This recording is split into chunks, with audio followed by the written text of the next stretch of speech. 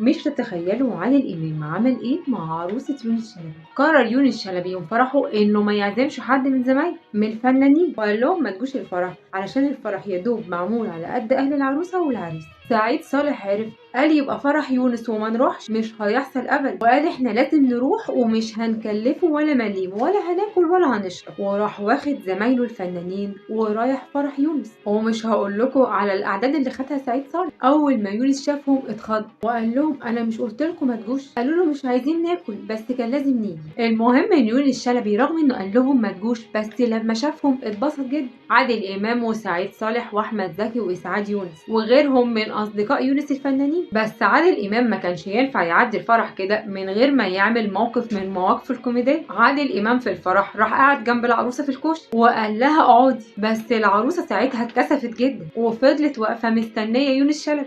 اما سمير صبري بقى فهو اللي احيا الفرح بفرقته الاستعراضيه.